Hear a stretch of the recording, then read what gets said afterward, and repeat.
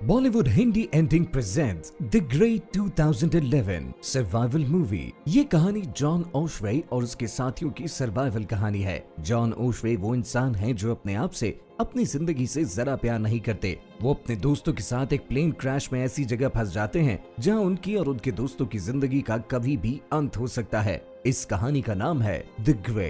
इस कहानी को शुरुआत में जॉन ओशवे को दिखाया जाता है जो अपनी जिंदगी से बहुत परेशान है। जॉन अपनी पत्नी को बहुत याद करता है और वो अपनी पत्नी के लिए एक लेटर लिखता है। इस लेटर में वो लिखता है, तुम मेरी जिंदगी से हमेशा के लिए दूर चली गई और मैं जानता हूँ कि अब तुम कभी भी वापस नहीं आओगी और इस सबब के लिए मैं अपने आप को जिम्मेदार समझता हूँ। हो सकता है आज मैं अपनी जिंदगी का खात्मा कर लूं। दरअसल इस लेटर में वो सुसाइड के बारे में लिखता है और रात को दिखाया जाता है कि जॉन अपनी गन से अपने आप को मारने की कोशिश करता है और वो अपने आप को नहीं मारता। जॉन अलास्का में एक पिस्टल कंपनी में जॉब करता है और उसका काम है यहाँ पर ये है कि जहाँ काम करने वाले लोगों पर जब भेड़िए हमला करें तो वो उनको मार दे, क्योंकि यहाँ पर बहुत सारे भेड़िए हैं और वहाँ पर होता भी ऐसा ही है। वहाँ पर कुछ लोग काम कर रहे होते हैं और भेड़िया उन पर हमला करने के लिए बढ़ा होता है तो जॉन उस पर निशाना लगाकर उसे गोली मार देता है। जब उसके पास जाता है तो वो अपनी जिंदगी की आखिरी सांस ले रहा होता है। जॉन उसके दिल पे हाथ रख देता है और कहता है कि आज आखिरी बार।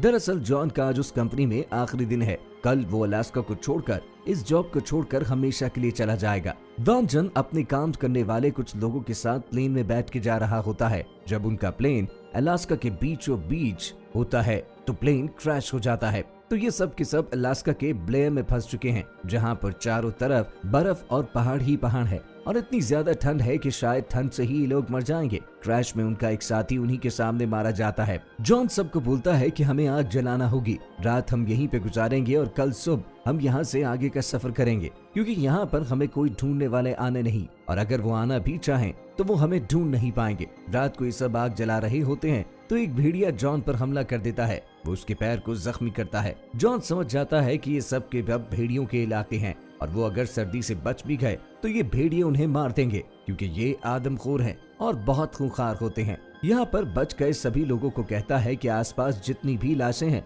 उन सब लाशों को यहाँ से हटाना होगा। भेड़िए हवा में खून सूंघ सकते हैं और उन्हें ये भी एहसास है कि हम सब यहाँ पर जख्मी हैं। उसके बाद ये सब के सब यहाँ से लाशें हटाना शुरू करते हैं और रात को जब ये सब आग के चारों तरफ बैठे होते हैं तो जॉन को एहसास होता है कि उनके चारों तरफ कुछ है। वो लकड़ी की एक मिशल उठाता है और अंधेरे की तरफ जाता है। वहाँ पर एक नहीं बल्कि कई सारे भेड़िए हैं। बहरहाल जॉन अपने सभी साथियों को कहता है कि कोई यहाँ से हिलेगा नहीं, क्योंकि उन्होंने अगर भागना शुरू किया तो भेड़िए उन पर हमला कर देंगे। ये सब के सब वहीं पे खड़े रहते हैं और कुछ देर बाद भेड़िए वहीं से चले जाते हैं। जॉन कहता है कि हमें बारी बारी 2 घंटा यहाँ पर पहरा देना होगा ताकि बाकी के लोग आराम से सो सकें। सबसे पहले जॉन पहरा देता है, लेकिन जॉन के बाद जो आदमी दूसरा पहरा देने के लिए आता है, रात को भेड़िए उस पर हमला करते हैं। वो उसे मारते हैं। उसकी आवाज कोई नहीं सुन सकता। जब सुबह को सब उठते हैं तो देखते हैं वहाँ उसकी लाश पड़ी होती है। जॉन कहता है भेड़िए ने इसे खाया नहीं, सिर्फ मारा है। दूसरे लोग पूछते हैं ऐसा क्यों किया। जॉन बताता है क्योंकि हम यहाँ के नहीं,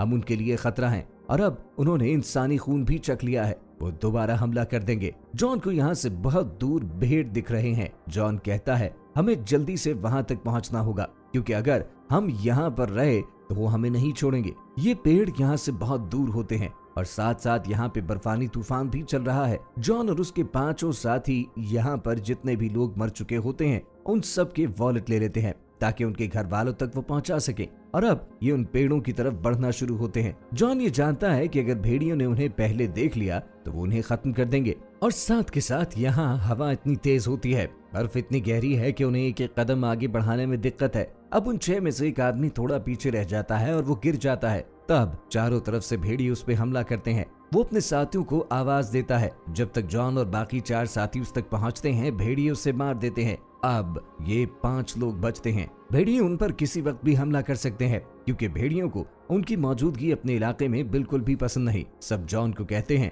कि हमें वहीं प्लेन के पास रहना चाहिए था, हम वहाँ पर सेफ थे, हमें नहीं पता पेड़ कितनी दूर है। अब सब के सब आगे बढ़ते चले जाते हैं और धीरे धीरे शाम होने लगती है। ये सब देखते हैं कि भेड़िए उनकी तरफ भागते चले आ रहे हैं। वो सब नीचे की तरफ भागते हैं और किसी तरह उस पेड़ तक पहुंच जाते हैं। ये जल्दी से अपने चारों तरफ आग जलाते हैं ताकि भेड़िए उन पर हमला न कर सकें। जॉन उन सब के लिए एक एक स्टेक बनाता है और उसके आगे कारतूस लगा देता है। वो कहता है भेड़िए जब तुम्हारे पास आए तो इससे उन पर हमला करना, वो भाग जाएंगे, ये जरूर काम करेगा। उनके साथ एक आदमी है जिसका नाम जैज है। वो इस बात पर विश्वास नहीं करता। दरअसल उसे जॉन की किसी भी बात पर विश्वास नहीं और वो शुरू से ही जॉन को क्रिटिसाइज कर रहा है। वो कहता है तुम्हारी वजह से हमारा एक साथी मर गया, हमें वहीं ऊपर रहना चाहिए था। और वो जॉन से आर्गुमेंट करना शुरू करता है। जैज अपना चाकू निकालता है और जॉन पर हमला करता है, लेकिन जॉन उसे जमीन पे गिराकर पूरी तरह उस पर कंट्रोल कर लेता है। तभी ये देखते हैं कि उनके सामने एक भेड़िया है। सब के सब एक साथ खड़े हो जाते हैं और वो भेड़िया उन सबको देख रहा होता है। काफी देर देखने के बाद वो भेड़िया वहाँ से चुपचाप चला जाता है। जॉन बताता है कि इनके जो साथी था उसने उनको यहाँ भेजा है। दरअसल भेड़िया हमेशा झुंड में हमला करते हैं, ये बहुत शार्प होते हैं। इसके बाद ये सब आग के चारों तरफ बैठे होते हैं। तभी एक भेड़िया आकर जैस के ऊपर हमला करता है, लेकिन ये सब मिलकर उस भेड़िए को मारते हैं। अब उनके पास खाने नहीं है, वो अब उस भेड़िए को पका रहे होते हैं। तभी चारों तरफ से भेड़ियों की आवाज आना शुरू हो जाती है क्योंकि उन्होंने उनके एक साथी को मारा है। जॉन समझ जाता है कि अब वो भेड़ियों से नहीं छोड़ेंगे। वो कहता है कि हमें अभी यहाँ से निकलना होगा और ये सब हाथों में मशाल लेकर आगे बढ़ना शुरू करते हैं। हालांकि अंधेरा है, कोई भी रास्ता नहीं। ये सब ज्यादा दूर तक नहीं जा पाते क्योंकि इनमें से एक जिसका नाम जैक्सन है उसकी तबीयत खराब होना शुरू हो जाती है। इन सबको रुकना पड़ता है। जहाँ पर ये रुकते हैं वहाँ पर सिर्फ सामने से भेड़िए शिकार कर सकते हैं, जबकि इससे पहले जहाँ पर ये रुके थे वहाँ पर चारों तरफ से शिकार का खतरा था। यहाँ पर आग जलाकर बैठ जाते हैं। इनमें से कोई भी अपनी जिंदगी से हाथ धो बैठेगा, ये सोचकर वो अपनी फैमिली को याद करना शुरू करते हैं। तभी आसमान पर बादल गरजना शुरू होते हैं। जॉन कहता है कि बर्फानी तूफान शुरू होने वाला है, अगर तूफान आ गया तो आग बुझ जाएगी और भेड़िए ना भी मारे तो ये ठंड से मर जाएंगे। और थोड़ी देर बाद बर्फानी तूफान शुरू होता है और उनकी आंख बच जाती है। जब सुबह जॉन की आंख खुलती है तो वो देखता है कि जैक्सन जिसकी तबीयत खराब थी वो अकड़ चुका है। वो उसे उठाने की कोशिश करता है, लेकिन अब जैक्सन इस दुनिया को छोड़कर जा चुका है, उसकी मौत हो चुकी होती है। बाकी के जो लोग हैं वो भी अधमरे आसपास पड़े होते हैं। जॉन आग जलाता है और थोड़ी देर बाद जब तूफान छम चुका है तो वो सब के सब यहाँ से आगे बढ़ने के लिए तैयार हैं। तभी जॉन को वहाँ पर कटा हुआ पेड़ दिखता है जिस पर एक निशान होता है। जॉन कहता है मैं इस निशान को जानता हूँ, यहाँ पर जितने पेड़ हैं सबको दर्ज किया जाता है, यानी गवर्नमेंट इसका हिसाब अपने पास रखती है। और तभी उन्हें यहाँ पर पानी की आवाज भी आती है। जब ये पानी की आवाज की तरफ बढ़ते हैं देखते हैं कि आगे एक रास्ता है और उसके बीच में एक बहुत गहरी खाई, यानी कि अब वो यहाँ से आगे नहीं जा सकते और खाई इतनी गहरी होती है कि ये उसे पार नहीं कर सकते और पीछे भी उनके जाने का कोई रास्ता नहीं होता। देखो हमारे सामने बहुत सारे पेड़ हैं, हमें एक लंबी रस्सी चाहिए और हम में से किसी एक को उस पेड़ों पर कूदना होगा ताकि वो रस्सी वहाँ पर बांध सके, हम तीनों की तीनों वहाँ पहुँच सके। और वो तीनों बांध जाते हैं क्योंकि उनके पास और कोई रास्ता नहीं होता। हालांकि उनके पास रस्सी भी होती है लेकिन रस्सी लंबी नहीं, इसलिए उन्हें रस्सी के साथ कपड़े भी बांधने पड़ जाते हैं। इनमें से एक आदमी उस रस्सी का सिरा पकड़कर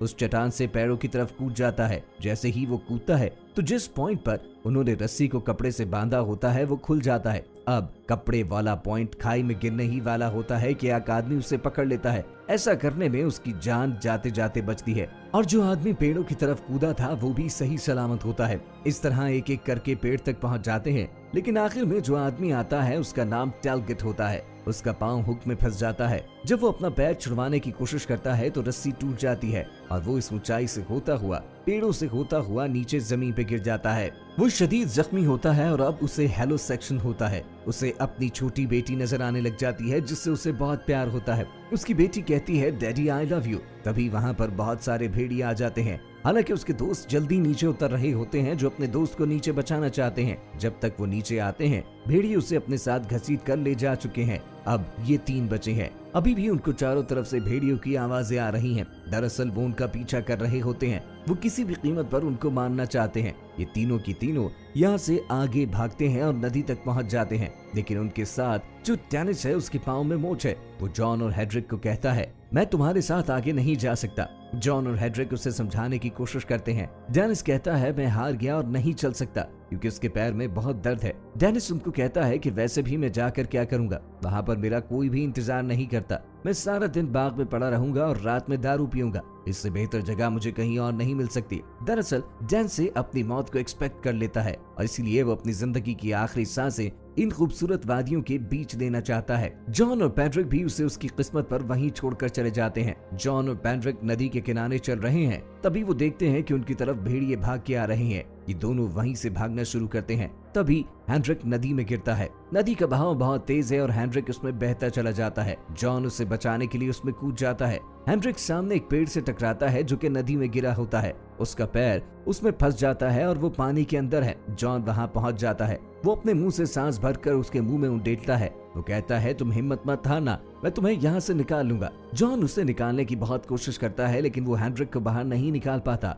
और हेनरिक की भी मौत हो जाती है। अब जॉन अकेला बचा है। वो पूरी तरह से हताश हो चुका है क्योंकि वो भी थक चुका है। अब वो आकाश की तरफ ईश्वर को देखकर कहता है, मैं मजबूर हूँ, लाचार हूँ, तो मेरी मदद करते क्यों नहीं? मुझे अपना एहसास करवाओ। लेकिन इसे कुछ एहसास नहीं होता। जॉन कहता है, मुझे अपनी मदद आप करना होगी। और अब वो अकेला ही यहाँ से आगे का सफर तय करता है, लेकिन वो बहुत ज्यादा दूर नहीं जा पाता। हाइपोथर्मिया हो जाता है और वो वहीं एक जगह पर बैठ जाता है। उसके पास जितने वॉलेट्स होते हैं वो सब के वॉलेट्स निकाल लेता है। ये उन लोगों के वॉलेट्स हैं जो मर चुके हैं। वो सब के वॉलेट खोल कर देखता है और उनके सब परिवार वालों के फोटोज होते हैं। तभी अपने चारों तरफ भेड़िए आ चुके महसूस करता है कि वो अब उसको मार देंगे। उसके बाद वो अपना वॉलेट निकालता है। उसके वॉलेट में उसकी पत्नी की फोटो होती है और उसे अपनी पत्नी अपने सामने आती दिखाई देती है, जो कहती है, तुम भी हिम्मत मत हारना। दरअसल उसकी पत्नी बीमार होती है और उसकी मौत हो जाती है। इसीलिए इस कहानी की शुरुआत में वो अपने आप को मारने की कोशिश करता है, क्योंकि वो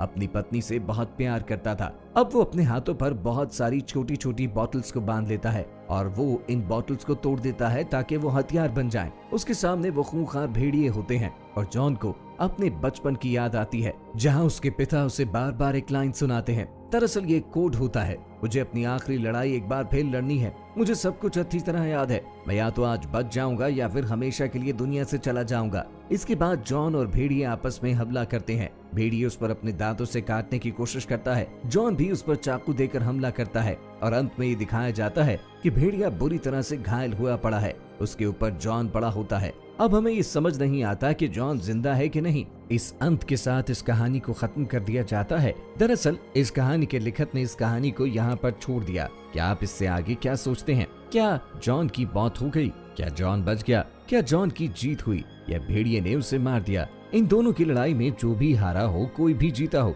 असल हार या जीत मन की होती है। जो अपने मन से हारा हो वो कभी भी जीत नहीं सकता और जॉन अपने मन से जीत गया था, इसलिए उसने भेड़िए से लड़ाई की। और इसी संदेश के साथ ये कहानी यहीं पर खत्म हो जाती है। ये फिल्म 2011 में रिलीज हुई थी। IMDb पर इसकी रेटिंग है 6.8। इस फिल्म का बजट था $25 मिलियन और बॉक्स ऑफिस पर इसने कमाई की थी $82 मिलियन की। उम्मीद करते हैं आपको ये कहानी पसंद आई होगी।